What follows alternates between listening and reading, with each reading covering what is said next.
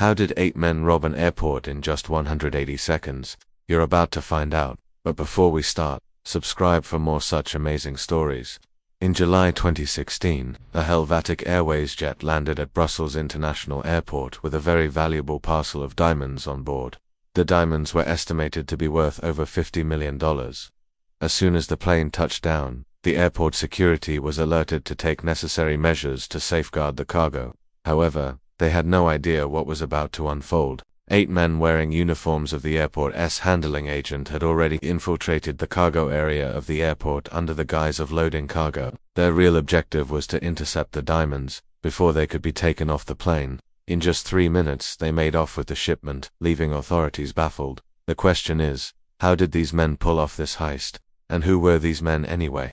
To understand how this audacious robbery went down, let's rewind a bit. Before the heist, there were 2 masterminds behind the operation, Mr. A and Mr. B. These 2 men had extensive experience in diamond smuggling and had pulled off similar heists in the past. They knew that once the news of the valuable diamond shipment reached the airport, other criminals would also try to get their hands on the loot, so they had to act fast.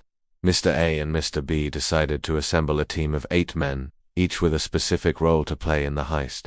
But why exactly did they choose a team of 8 people? Well, it all came down to timing. They only had 180 seconds to pull off their plan, so every second counted. With a larger crew, the risk of getting caught increased, not to mention the challenge of keeping so many people quiet. On the other hand, going solo or with a partner would have been too risky.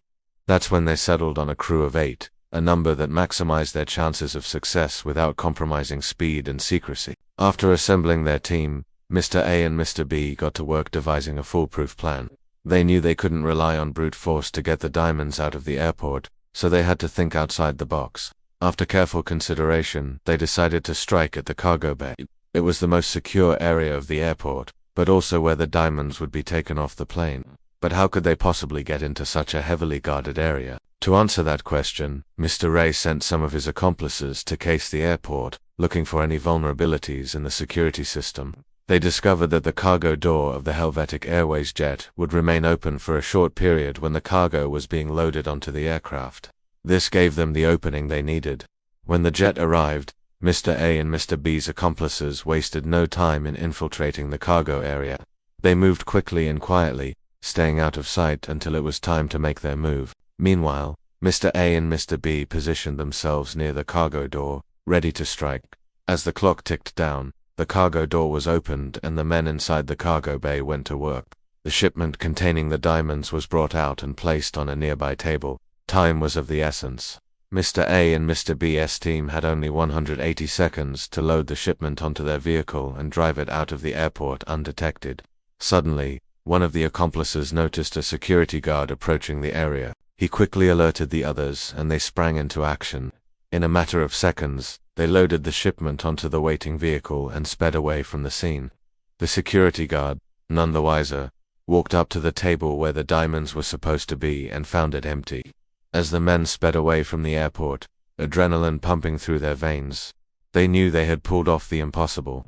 They had robbed an airport in just 180 seconds, but their victory was short-lived. As the days went by, the police began to close in on the gang.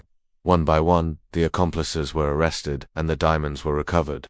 Only Mr. A and Mr. B were still at large. The police were hot on their trail and they knew it wouldn't be long before they were caught as well. Facing the prospect of a lifetime in prison, the 2 masterminds had no choice but to flee the country. They disappeared from public view, leaving behind a trail of unanswered questions. Where did they go? How did they manage to evade the police? And what became of the diamonds after they were recovered? Unfortunately, the answers to these questions remain elusive. The police investigation yielded no new leads, and the case was eventually closed with the arrests of Mr. A and Mr. B still considered wanted criminals. Their whereabouts remain a mystery to this day.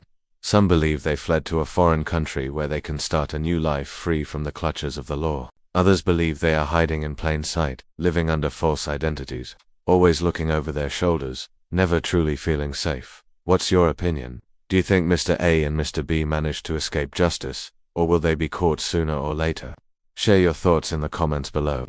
In the end, the Antwerp heist was a daring and meticulously planned robbery that left law enforcement agencies baffled. The audacity of the criminals to target one of the most secure places in the city, the Central Station, and their ability to pull off the heist in broad daylight was nothing short of astonishing. The fact that they managed to get away with millions of dollars worth of diamonds made the case even more perplexing. But the story doesn't end there. The Antwerp heist wasn't just a crime, it was a test of the city's security infrastructure. It exposed the vulnerabilities that criminals were able to exploit to carry out their attack. The authorities were forced to re-evaluate their security measures and make changes to prevent such incidents from happening again. Furthermore, the Antwerp heist was a major blow to the reputation of the diamond industry in Antwerp. The city is known as the world's largest diamond trading center, and the theft of such a large shipment of diamonds dealt a significant blow to the industry. The impact of the theft on the local economy and the efforts made by the industry to recover from this setback were also significant. Moreover, the Antwerp heist raised questions about the level of sophistication and organization required to carry out such a daring robbery. The criminals involved were well coordinated and clearly had a lot of planning and preparation into their attack. The fact that they managed to get away for so long highlights the challenges law enforcement agencies face in combating organized crime. Finally, the Antwerp heist was a wake-up call for the international community about the growing threat posed by organized crime groups. The criminals involved in the Antwerp heist were part of an international network, and the fact that they were able to operate across borders highlights the need for international cooperation in combating crime. The case serves as a reminder that criminals are becoming more sophisticated, and that law enforcement agencies must constantly evolve to stay ahead of them. Overall, the Antwerp heist was a defining moment in the history of diamond theft, and its impact was felt not only in Antwerp but around the world. The audacity of the crime, the sophistication of the criminals, and the amount of money stolen made it one of the most talked about crimes of the century. And its legacy continues to be felt today. If you liked the video, don't forget to hit the like button and share it with your friends and family. We'd love to hear your thoughts on the heist and what you think could have been done differently to prevent it from happening. Thanks for watching and see you next time.